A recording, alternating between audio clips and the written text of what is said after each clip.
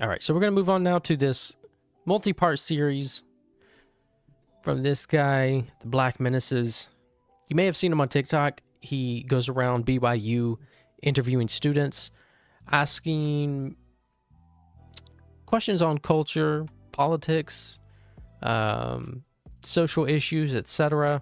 Sometimes just, benign things like, hey, do you know this actor?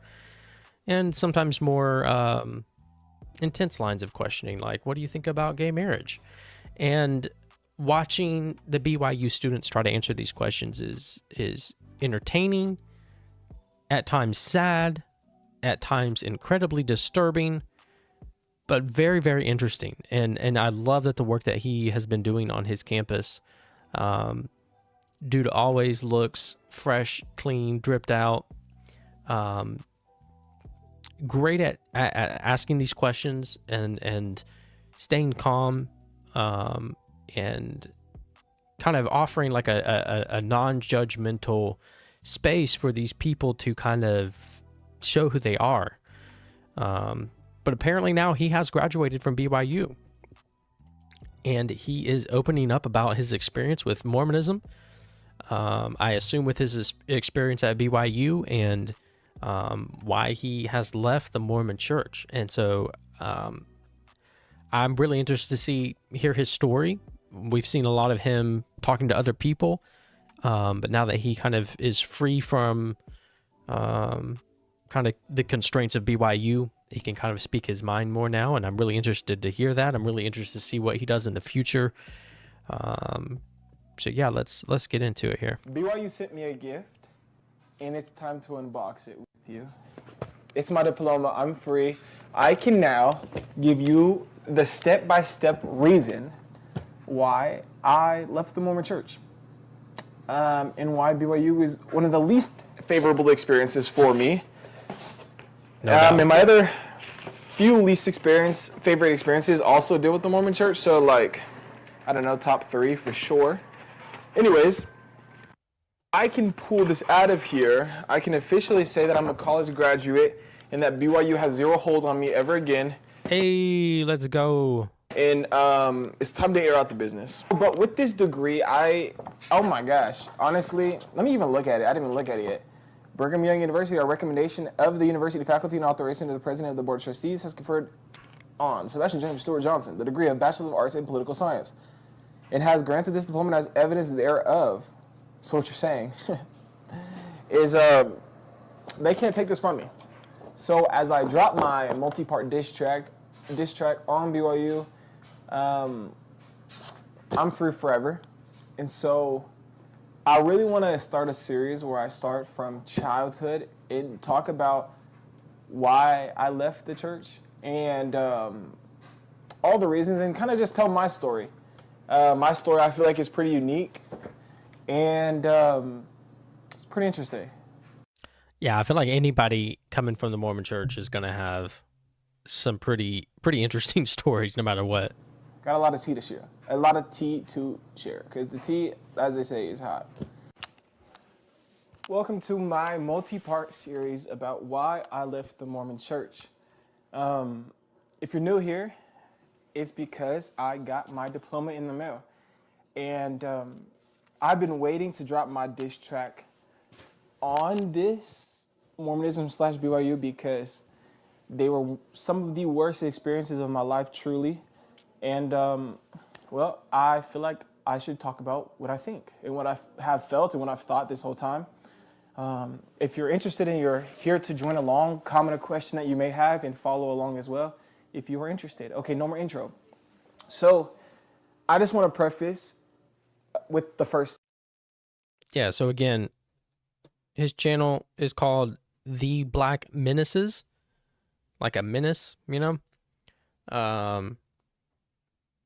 Go watch his series here. He's putting a lot of his like compilations of his interviews on YouTube. You can follow him here, follow him on TikTok, go support him. Yeah. Thing is that I was not just a random Mormon member. I was a golden member, in my opinion. Multiple people told me they never thought I would leave the church. Everybody thought that I was one of the best Mormon people they've ever met. I served the mission at 18. I was The shitty thing though is that they will, like, actual Mormons will never believe that. It's the same thing with Christianity. Is that you could be the most genuine, most on fire for God, the most theologically correct. You could do everything right, and none of it matters because, um, if you leave, then you obviously never were a Christian to begin with, and so, like, as an ex-Christian, I can understand that. Like, yeah. I mean, I understand that you can't believe that someone can lose their faith. So the only option for you is that they never had faith to begin with. I understand that. But for me, it's the quickest way for me to say that I was just as much of a Christian as anyone else, in any meaningful sense of the way or the term. it's called the Machine on the Mission. I baptized dozens of people. I was a zone leader, broke the mission record for baptisms as a zone leader. I worked in the temple. I went to the temple once a week. I worked in the temple for probably like accumulation of like a whole year completely. I read the Book of Mormon 15 times, the Bible like 5 or 6 times. I truly was involved, and I gave my Yeah, I mean, watching his interviews, like, I honestly wasn't even sure if he was a student or not. I didn't know if he just kind of went to the BYU campus to do these interviews, but I guess he was, and I guess he was a Mormon at one point and, like, really involved with it. That is really interesting. my whole soul to the Mormon Church, and so for me to have left, it was truly because the Mormon Church, I felt manipulated, gaslit, and produced a form of the Mormon Church that is not real. And depending how long this it is so far, I might stop it here and post the next episode in a separate video. So if so, it'll be linked here. But let me just start. When I was 8 years old, when I was 7 years old about to get baptized, I remember being so against the idea of being baptized. I don't know why, but I felt deeply within me that being baptized was a horrible idea. That's interesting. I felt like, I remember always really wanting to be, like, being excited about baptism. Like, it felt like I don't know, like, trendy thing to do, I guess. It always felt like, especially, like, since so many other people around me were uh, kids and stuff were doing it as well. And coming to look at it now, it was not the greatest one.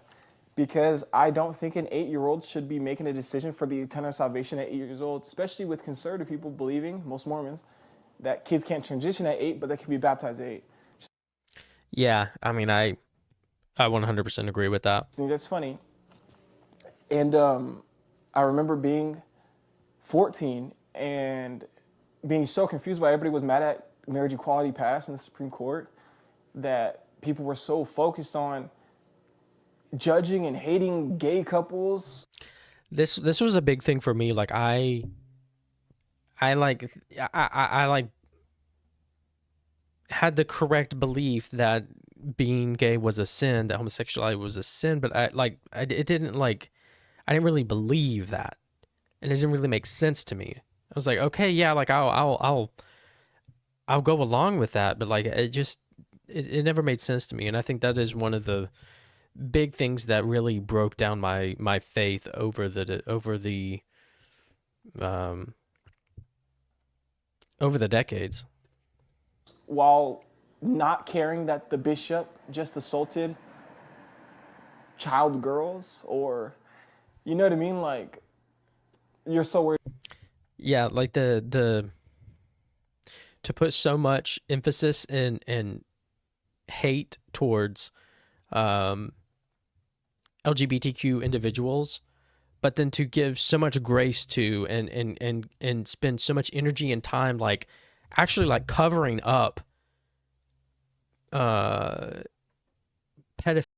and SA in the church, that will just shatter your fucking faith. And it is disgusting. Worried about gay people, but you are okay with assault and cheating and everything else in the world. I remember being 16, and I feel like this is where Mormonism really starts for me, is at the age of 16. because when I was 16 years old, I thought I received what I thought was a testimony of the Book of Mormon. And in that testimony, quote unquote, I thought, I was like, oh, I need to dedicate my whole life to the church. I need to, read the scriptures. I need to prepare to go on a mission. I need to go bring people to the gospel.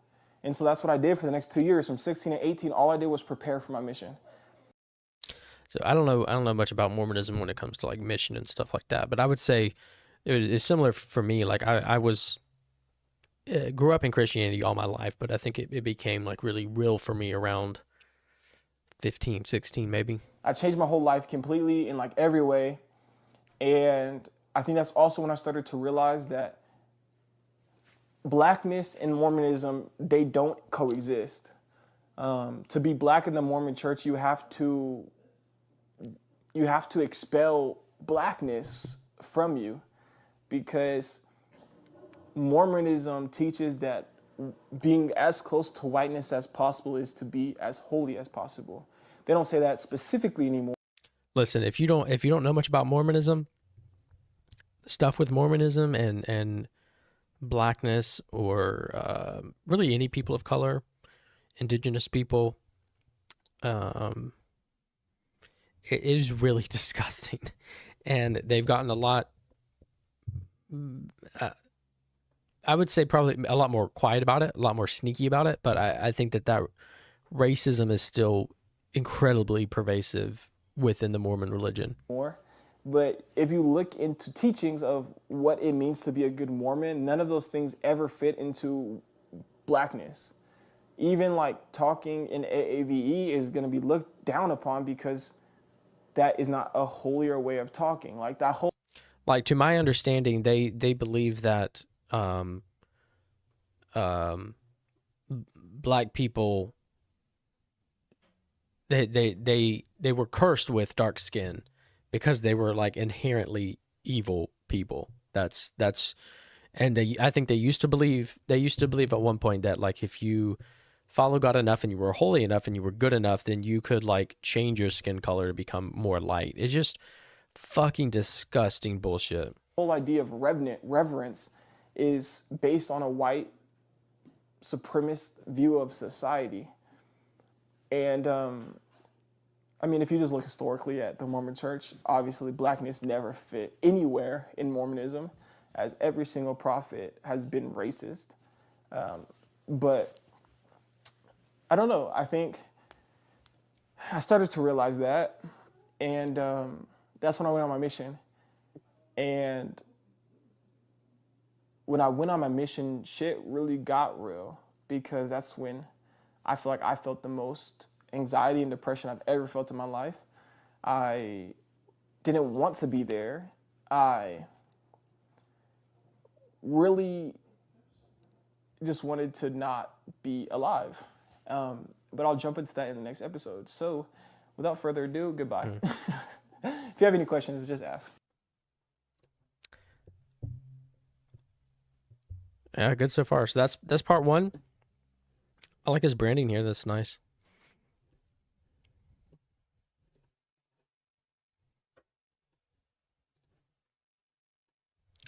Part two. Okay, let's answer some questions, shall we? So the next thing I was going to talk about was my mission. So it's an easy segue. I went to Santiago in the Dominican Republic.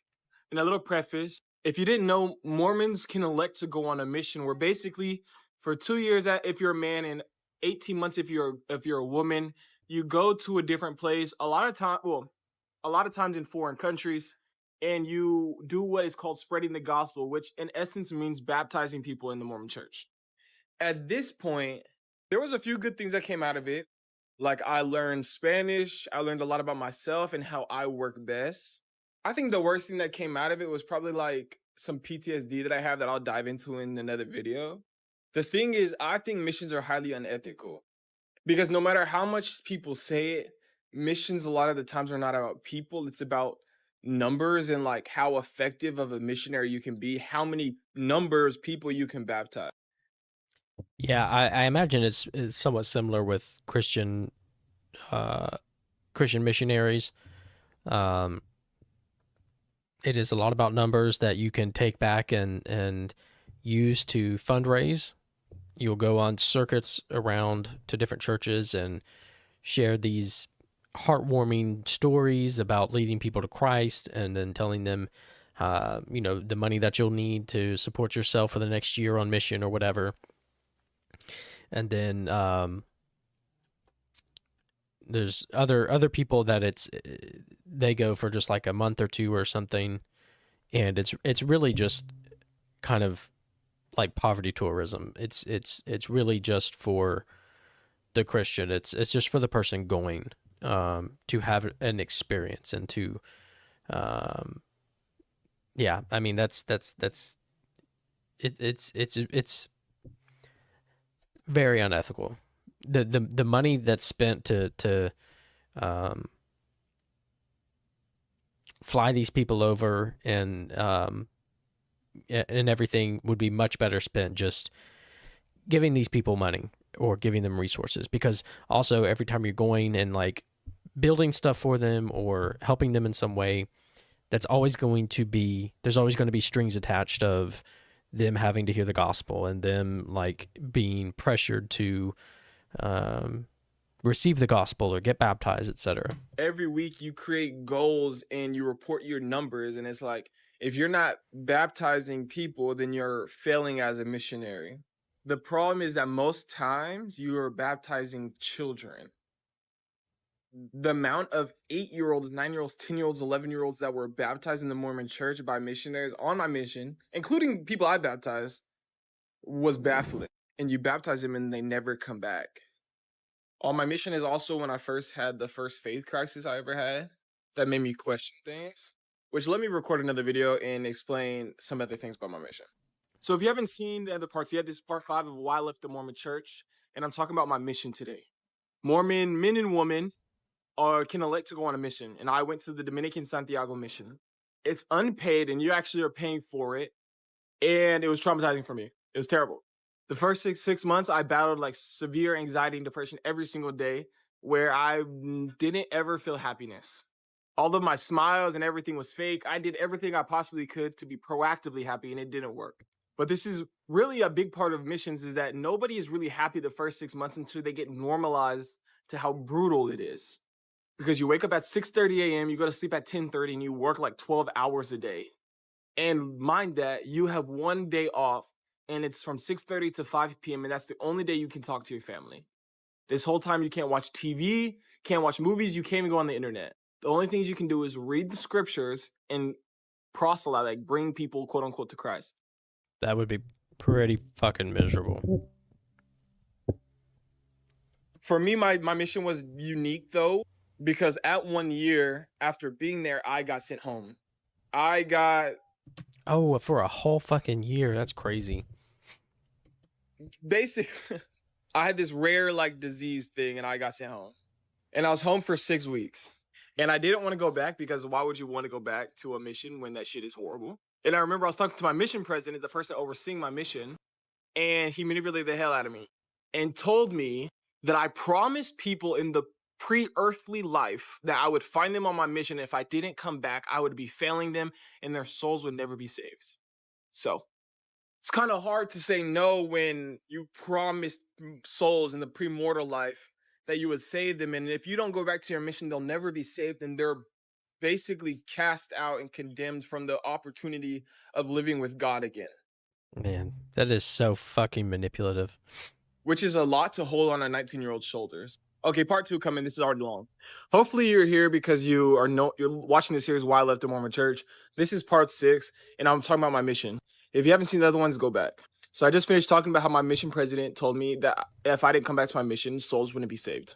So I went back to my mission, and every single day I had even worse anxiety and depression than I did before. I remember my mission companion was like, bro, do you even want to be here? And I was like, don't ask me questions you don't want the answer to. And then I started seeing the mission like therapist. And he basically helped me like kind of mentally work through some things I was going through, like with anxiety and depression and stuff, which it did help. Granted, the mission did cause it all, but it's fine. But real quick, the first day I was back, I literally was walking through flooded water that was up to my kneecaps. So it's like, bro, I left beautiful Texas to come walk in knee water floods. for 12 hours a day? No, what the fuck? Anyways, so I was there again for another few months. And after like 3 months of being there again, I started to have weird pain going throughout my whole body. So like one day I wouldn't be able to use my whole right leg because it just like would be hurting so bad. The next day it'd be my whole left arm. The next day after that, it'd be my whole left leg. And it just kept going forever and ever. And I was trying to figure out what was going on. And I, talked to the mission president, his wife, the doctors. I went to the doctors like 6 times and they couldn't find out what was wrong with me. Turns out I had 5 herniated discs on my back. Look at the picture. So this is what actually happened to me. That's brutal. Especially at such a young age. That's rough.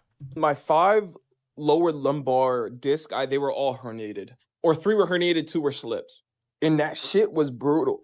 And so eventually I wasn't able to walk without having like excruciating pain in my back. And this was January 2020, so 2 months before COVID even started too.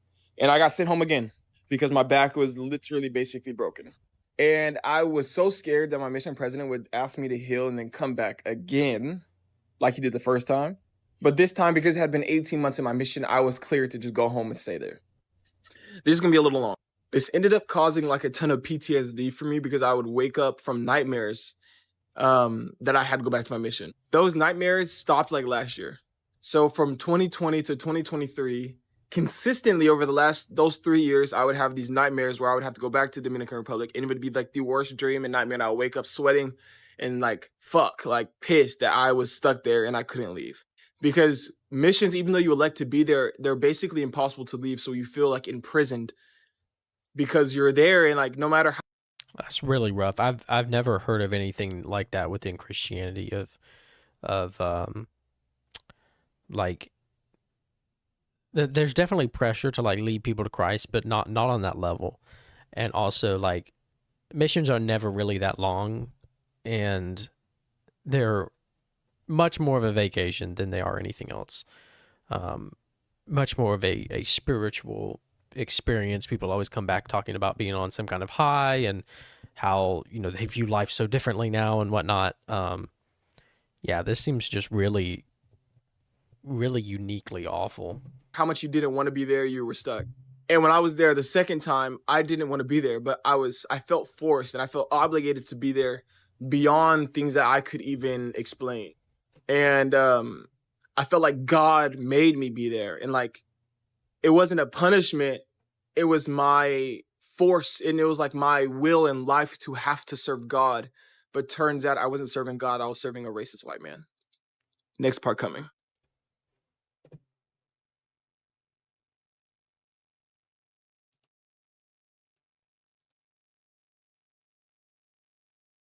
All right, part 3, here we go.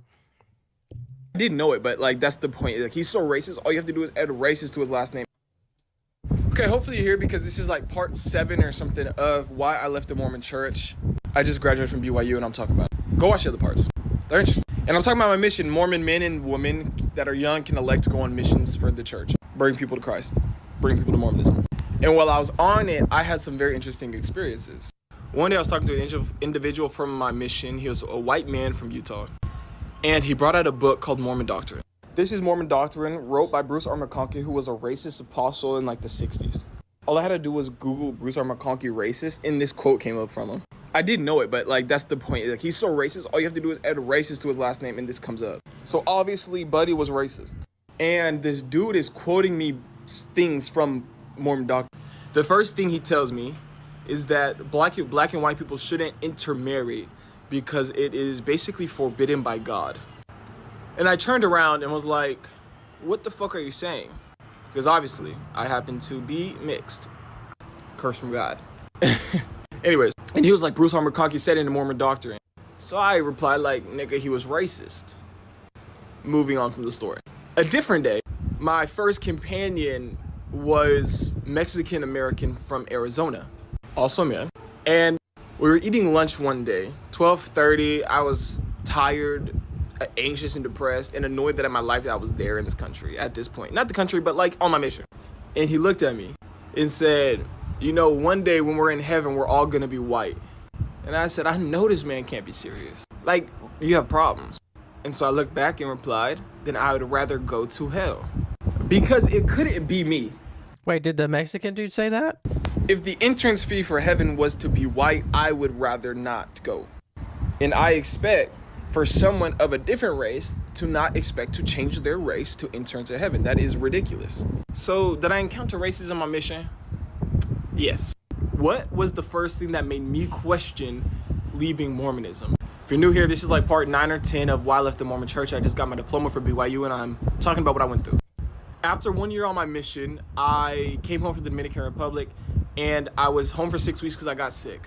In that time period, I saw an article on Facebook and it was telling me about how Joseph Smith translated the Book of Mormon by looking inside of a hat. You see, Mormonism has forever taught that Joseph Smith used something called the Urim and Thummim. This is a painting that is used in the church. The whole idea is that Joseph Smith would have these gold plates like this and have the thing on his eye and would have spiritual eyes to be able to translate the Book of Mormon. The way that they have like indoctrinated like young people into Mormonism to like not really understand or know the story of how it actually came about, or like when they do hear it, it'd be like, oh, that's a lie. It's just insane to me. Like, I feel like Christianity wish they could be this good at indoctrination. But this isn't true. He would actually look in a goddamn hat and translate from a stone in there. Here's the problem with it. Mormonism always... If you want a good overview and entertaining overview of Joseph Smith and Mormonism in general, last podcast on the left does a great series on it, going from Joseph Smith to Brigham Young, all the way up to the new guy. I forget his fucking name. But yeah, very, very, very interesting, very eye-opening, very sad as well. Taught the other way. And when I heard this about the hat, this is what Mormonism called anti-Mormon doctrine, which anti-Mormon doctrine is anything that is factual or that opposes the Mormon church. And history and Mormonism don't often align because their history often puts Mormonism to what it is. And so I read this and my testimony was shook because it was like, why is Mormonism lying about what Joseph Smith did? And I don't ever think I actually recovered, but I told myself I did. Because when I was on my mission, I was questioning my testimony of the Book of Mormon completely. And I basically cultivated some spiritual experience so that I could mentally go on. I don't think you understand, because when you're on a mission, you don't get to just leave. Yeah, for me, like, I'll go into like why I left Christianity in full someday. I want to like actually write it all down and get my thoughts together on it. But one aspect of it was because like none of it was all like one specific moment or instance. I always say that I like started leaving Christianity the moment I got saved. But yeah, like learning that the Bible was like how the Bible was written, not from just like an apologetic standpoint, but from like an unbiased academic standpoint. Learning that like the Old Testament was written like just a few hundred years before Christ came, and it was all based off of just like thousands of years of oral tradition. Like there's just no way you don't get mythology from thousands of years of oral tradition being handed down. And like the way that Christians like say that it's trustworthy is like textual criticism and stuff like this. But then like you go and look and you see that Muslim people do the same thing with the Quran. They use textual criticism as well. They use, I think that the Bible stands up a little bit better to textual criticism, but like they use the same apologetics. So like what's the why would I believe one over the other when it comes to that specific instance? And I knew that. I just came back and I was this model missionary on my mission. So I had to gaslight myself in order to maintain my presence. And I still felt a big shift when I looked back on my mission at that point. I wasn't baptizing and doing what I did because I believed in it. I was doing it because I had to, because it was what I was supposed to do. And looking back, I think that was the first thing that really like fucked me up, is realizing that the Mormon church was lying And after that was an unfolding massacre of shit. And then I realized how much. Yeah, for me, the more I started deconstructing, the more I felt that all of it was just man made. And even if certain parts of it were meant to be more altruistic and wholesome, it had absolutely been hijacked by men, especially, and used to control women and children, especially, and their sexuality, especially. And it's just like you just see that everywhere. Much shit was wrong elsewhere, which I can dive into another video. And we can talk about the temples, we can talk about Mormon history, we can talk about a lot of stuff. But I didn't actually investigate Mormon history fully until I decided to leave, because I left because of doctrine. That's it. What did my family say when I left the Mormon church? Yeah, I left for a lot of reasons, but yeah, it wasn't towards the end until I started really questioning things. Because before, when you start to question things, you just go to a Christian apologist, and so you have these questions in your mind, and you're like, or these doubts, and then you go, instead of like thinking through them critically and like deconstructing whatever beliefs you have, you say, okay, well, let me go to the Christian apologist that I trust and see what the correct answer, the Christian answer is for this, because the goal is to maintain your faith, not to think critically about what you believe and question it.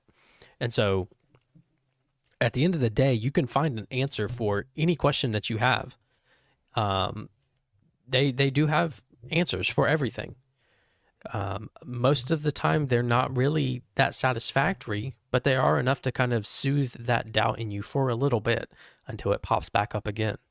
This is like part, shit, I don't even know, of why I left the Mormon church. I think it's part 9 or. And also, you're kind of taught to make doubt a feature of your faith rather than a bug of it. That that doubt is almost like a virtue that that is to be expected, or that is to be celebrated. And they talk about how like all the great church fathers sometimes live their whole life struggling with doubt, and it's really presented in a way that is more so a like positive feature versus like an actual issue. 10. And I'm just answering questions real quick. Luckily, my family had a trailblazer before me who left the Mormon church, which was my sister. And similar to my sister, I never made like a leaving the Mormon church statement to my family. I just left it and figured out that they would find out when they found out. My family's has been pretty great at not, doing anything crazy about it, luckily. But I think that was large in part because of my sister. Because when she left the Mormon church, I was the one that was like, oh my gosh, Eve, I need to save you and bring you back to salvation. And like, this is not okay, da-da-da. And it's something that me and my sister have talked about. And like, she's like, it's okay that you did that. And I'm like, bro, no, it's not. I'm so sorry, because that shit is crazy. Because when she left, I was on my mission. And I was extreme Mormon at that point. And I begged God to bring her back. And what did God do? Get me to leave. Ironic, isn't it? So I think my family has grown a lot since that point, and kind of changed their opinion so that that isn't the case anymore. So, well, I would say. All right, so that's all he's posted up to this point. Who knows? I didn't know it, but like that's.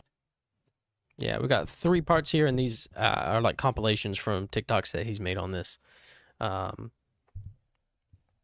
But yeah, really interesting stuff, and hopefully he posts more on that. Yeah, I'm not really sure what his plans for the future are. I think he would do really well in media, independently or otherwise. It looks like he has gone to like Turning Point USA and done like a debate interview type thing. Looks like he's getting into politics a little bit. So yeah, definitely go give him a follow, support him. I will be kind of checking in with him from time to time on this stream. Love what he's doing.